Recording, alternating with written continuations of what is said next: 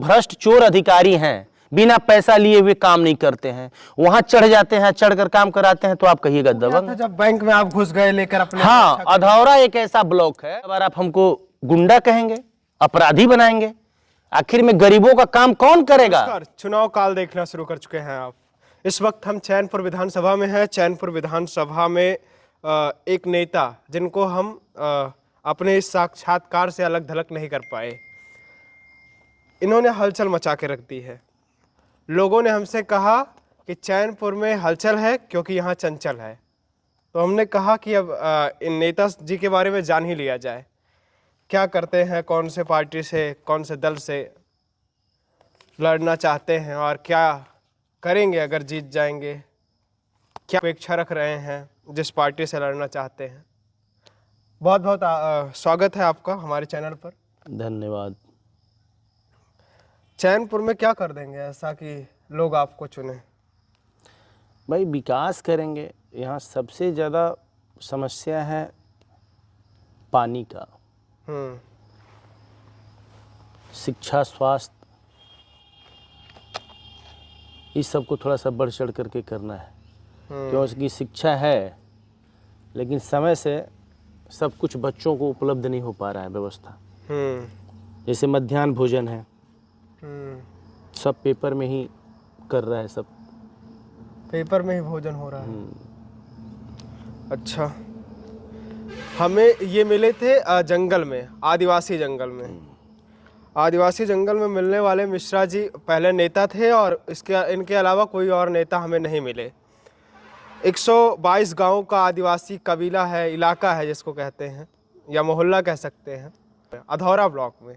और वहाँ पर ये हमें मिले और ये जंगल जंगल घूम रहे थे और इनके गाड़ी पर आरजेडी का लोगो लगा हुआ था। तो हमने सोचा कि ये जंगल राज का सिपाही यहाँ कैसे, तो क्या सही में आरजेडी जंगल राज वाला पार्टी है? अरे नहीं भाई, लोग कहता है। अब बताइए कि अब इससे बड़ा जंगल राज क्या होगा कि हॉस्पिटल में दिन दहाड़े घुस करके हत्या कर दिया जाता है, आए दिन बलात्कार हो रहा है। अब इससे बड़ा जंगल राज है क्या? आप ही बताइए। व्यवसायियों का हत्या हो जा रहा है, ठेकेदारों का हत्या किया जा रहा है, पैसा का उगाही की मांग की जा रही है। तो अब देख लीजिए। लोगों ने बताया कि ये बहुत दबंग किस्म के नेता हैं, लोगों का घुसकर तहसील ब्लॉक में काम करवा देते हैं, बहुत ही दबंगई से रहते हैं और गार्ड वार्ड लेकर चलते हैं सुरक्षा बलों के साथ, एकदम दबंगई से। क्या आप दबंग हैं? दबंग का परिभाषा बताएंगे आप? हाँ, जिसके पास बाहुबल हो, लोगों को डांट डपट के काम करवाता हो। ऐसा कुछ नहीं है। मेरा इलाका, कुछ हमारे विधानसभा में ऐसे इलाके हैं जो कि एकदम आदिवासी क्षेत्र है, दबे कुचले लोग हैं, जिनका ब्लॉक तक पकड़ नहीं है, हॉस्पिटल तक पकड़ नहीं है, थाना तक पकड़ नहीं है। वैसे गरीबों के लिए मैं खड़ा हो जाता हूँ और लड़ता हूँ, काम कराता हूँ, अधिकारियों के बीच में जा कर के बोलते हैं कि करिए, तो दबंग आप कहिएगा हमको? यही दबंग का परिभाषा है। जब दबंग नहीं है आप? नहीं, बिल्कुल नहीं। जो भ्रष्ट चोर अधिकारी हैं, बिना पैसा लिए हुए काम नहीं करते हैं, वहां चढ़ जाते हैं, चढ़कर काम कराते हैं, तो आप कहिएगा दबंग है? बोलिए। अब लोगों ने कहा, ये सब नहीं, आप कह रहे हैं। नहीं, लोगों ने कहा, चैनपुर के लोगों ने कहा कि आप दबंग कहे होंगे। हॉस्पिटल में घुसकर डांट डपट करते हैं, तहसील अंचल। तो अच्छा, क्यों नहीं डांटेंगे? हॉस्पिटल में दवा है, गरीबों को नहीं मिल रहा है, बड़े लोग जाते हैं, लाइन में भी नहीं लगते हैं, उनका इलाज हो जाता है, तो गरीबों के लिए कौन आवाज उठाएगा? हम ही ना उठाएंगे जी। और जब आवाज उठाते हैं तो आप दबंग की परिभाषा दे रहे हैं। अच्छा, अब अधौरा में क्या हो गया था जब बैंक में आप घुस गए लेकर अपने? हाँ, अधौरा एक ऐसा ब्लॉक है कि जिस आदिवासी क्षेत्र के लोगों को, जो गरीबों को 10,000 की जरूरत है, उसको 1,000 देता है। और जो वहाँ के लोकल लोग हैं, जो चमचागिरी करते हैं ब्लॉक का और माने बैंक का, तो उसको 10,000 की जगह 20,000 की भी जरूरत होती है तो मिल जाता है। तो वहाँ घुसेंगे नहीं जी, तो आरती दिखाएंगे हम? वैसे लोग को चाहते हैं आप गरीबों के लिए दबंग बने हैं? बिल्कुल, दबंग तो हम हैं ही नहीं। गरीबों का काम कर देते हैं, उसको आप दबंग का परिभाषा दे रहे हैं, तो देते रहिए, हैं दबंग। गरीबों का काम कराना अगर आपकी नजर में दबंगई है तो आजीवन रहेंगे हम गरीबों के पक्ष में खड़ा, कहते रहिए दबंग। अगला बार आप हमको गुंडा कहेंगे, अपराधी बनाएंगे। आखिर में गरीबों का काम कौन करेगा? अगर मेरे क्षेत्र के, मेरे जिला के एक एक गरीब असहाय लोग मुझे याद करेंगे, चाहे वो रात हो या दिन हो, अपने शरीर का एक एक कतरा उन लोगों के लिए बहा देंगे हम। कौन करेगा उनके लिए? बताइए। अगर यही दबंगई है तो मैं दबंग हूं। आंकड़ा अच्छा, मिलाइए ना। आदिवासियों के बीच आपकी लोकप्रियता बहुत है। जहां भी हम जा रहे थे वो लोग हमको कह रहे थे भैया चंचल मिश्रा, चंचल मिश्रा, चंचल मिश्रा। क्योंकि वहाँ हम समय दिए हैं और अब पहाड़ के लोग बिल्कुल सुलझे हुए लोग हैं, बहुत शरीफ हैं, छलिया टाइप के लोग नहीं हैं। एक बार अगर आपके ऊपर भरोसा कर लिए तो आपके साथ हमेशा के लिए रहते हैं। और हमेशा पहाड़ के लोगों को नेताओं के द्वारा छला गया है। जो जाता है विकास का मुद्दा लेकर के जाता है, वो लोग उनके व्यवहार में आकर के, उनके बातों में आकर के वोट दे देते हैं, खिलाते भी हैं, वोट भी देते हैं। तो वो लेकिन जीतने के बाद लोग काम उम करता नहीं। आप तो गए हैं तो देखे नहीं है कितना पिछड़ा हुआ अधौरा है। बिल्कुल देखा हूँ। तो हम ये समझना चाह रहे हैं, अगर वो लोग आपको चुन लेंगे और वो विश्वास आप पे भी कर लेंगे, क्योंकि नेता सब ऐसे ही होता है, तो अगर वो आप पर विश्वास कर लेंगे तो आप ऐसा क्या करेंगे जो उनकी जिंदगी बदल जाएगी? पहले तो रोड क्या चोरी हटवा देंगे? देखिए, संचूरी तो राज्य सरकार और केंद्र सरकार दोनों की मिली भगत जब तक नहीं होगी, दोनों का जब तक तालमेल नहीं बैठेगा, तो आप कैसे संचूरी के लिए बोल देंगे? यही तो बोल बोल करके वोट ले लेता है लोग। बाकी घूमने भी नहीं जाता है, सदन में आवाज भी नहीं लोग उठाता है। यहाँ के जो अभी मंत्री जी हैं, एक बार उन्होंने आवाज नहीं उठाने का काम किया धौरा के लिए, जबकि केंद्र में भी उनकी सरकार है, राज्य में भी उनकी सरकार है। अपने प्रतिद्वंदी जमा खान के बारे में बात कर रहे हैं। हाँ, लड़ाई किससे मानते हैं अपनी? हाँ? लड़ाई किसी से नहीं है जी। यहाँ तो नया किससे एक लड़ेंगे? बहार है, एक नया बहार है बिहार में, तेजस्वी सरकार बनाने के लिए। युवाओं का नया बहार चेहरा है कि ये 90 के दशक से चला आ रहा है ये बहार? लोग कहते हैं इसको जंगल राज। अरे लोग आपको इसको क्या कहते हैं आप रंगदारी पत्रकारिता वसूली। कर रहे हैं? आपको बता नहीं रहे हम कि अब 90 के दशक में जितना हत्याएं हुई है और आज का तुलना कीजिएगा तो ज्यादा हो रहा है अभी 2025 में। लेकिन एनसीआरबी के आंकड़े तो कहते हैं कि अभी हो रही हैं, लेकिन उस समय कैसे नहीं लिखा जाता था? रंगदार जाके सब थाना में बैठ जाता। अरे सब तो कहने की बात है, सारे पत्रकार मिले हुए हैं, देख ही रहे हैं। कौन पत्रकार यहाँ पत्रकारों स्वच्छ के है? ऊपर आरोप लगाना तो बहुत बिल्कुल। आसान है।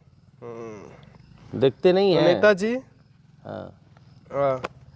अब ऐसा क्या करेंगे आप जिससे आप पर भरोसा करें लालू यादव जी और तेजस्वी यादव जी? वो पार्टी सर्वे करा रही है, पार्टी को सब पता है कि किसको कहाँ लड़ाना है। तो लगता है आप पार्टी के क्राइटेरिया में एकदम फिट बैठ रहे हैं। वो तो पार्टी डिसाइड करेगी जी, हमारे नेता डिसाइड करते हैं ना। अच्छा, आप जीतने के बाद पहले 5 काम कौन से करेंगे इस चैनपुर विधानसभा में? शिक्षा, स्वास्थ्य, बिजली, रोड, पानी। तो ये तो नीतीश कुमार के साथ निश्चय थे, उन्होंने सब नहीं फेलुअर है भाई, सब फेलुअर। जाइए आप गांव में जब जाएंगे तो जल नल जो योजना है 7 निश्चय, किसी गांव में घूम कर देखिए एकदम पानी ऐसे बह रहा है फालतू, वाटर लेवल कम होते जा रहा है और लोगों को मिल नहीं रहा है। क्या है? सब तो फेले हैं। हाँ, कमाई हुआ है इसमें, ठेकेदारों को कमाई हुआ है, तमाम तरह का जितने भ्रष्टाचार है सब तो नीतीश सरकार में हो रहा है। अच्छा, आरजेडी में ब्राह्मणों की दशा क्या है? हाँ, आरजेडी ब्राह्मण के लिए सही है। अब बता देते हैं, आपके बहुत ऐसा नाम बताएंगे। आरजेडी ब्राह्मण, आरजेडी को वोट बहुत कम देता है, ना के बराबर। फिर भी हमारे नेता आदरणीय लालू प्रसाद यादव जी जितना सम्मान किए हैं ब्राह्मणों का, आपको 7-8 गो नाम बता देंगे जिनको अच्छे पोस्ट दिए हैं वो। और जिस दिन ब्राह्मण अगर 50% भी वोट करना शुरू कर देगा आरजेडी में, तो ब्राह्मणों का तो सम्मान कौन करता है? आपको नहीं पता है? अब ब्राह्मण तो कहते हैं हमारा सम्मान सिर्फ भाजपा करती है। ऐसा कुछ नहीं है, भाजपा तो शोषण किया है ब्राह्मणों का, इन लोगों को दिखाई नहीं दे रहा है। जाइए उत्तर प्रदेश में देख लीजिए, ब्राह्मण का इतना बुरा गति किया है सरकार, तमाम हत्याएं हुआ है ब्राह्मणों का। जितने जहां जहां पैसा वाले हैं सबको एकदम पकड़ पकड़ कर रेल दिया। थोड़ा सा क्षेत्र में उनका नाम है तो उनके ऊपर आरोप लगा करके बुलडोजर चलवा दिया, उनको गोली मरवा दिया, उनको जेल भेज दिया। क्या बात करते हैं आप भाजपा का। ब्राह्मण झूठे चिल्ला रहे हैं बीजेपी बीजेपी, उनकी गति क्या है देख लीजिए। एक भी कोई सुन रहा है ब्राह्मण का उत्तर प्रदेश में, या यहाँ भी कोई नहीं सुन रहा है। तो आपकी क्या लग रहा है किसकी सरकार बनेगी? तेजस्वी सरकार। चलिए, बहुत बहुत शुभकामनाएं हमारे तरफ से आपको। तेजस्वी जी की सरकार बनेगी तो हम आपसे फिर से एक साक्षात्कार करेंगे। स्वागत है आपका पुनः। आपने हमें समय दिया, बहुत बहुत आभार। साथियों, आपको बता दूं, ये नेताजी जहां हमें मिले थे वो आदिवासियों से भरा हुआ इलाका था। 122 गांवों का इलाका है वो, और वहाँ पर कुछ भी नहीं है। मतलब पानी पीने के लिए आज भी वही 100 साल पुराना कुआं, और बिजली के नाम पे कुछ नहीं, कच्चे घर, टूटे फूटे से मिट्टी के घर। और वहाँ के लोगों में शिक्षा के प्रति भावना ऐसी कि कुछ भी नहीं।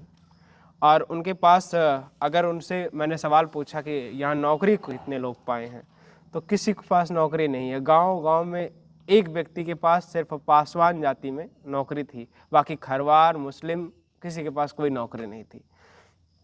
तो इस हाल में वो गांव है जहां ये नेताजी टहलते हुए हमें मिले थे।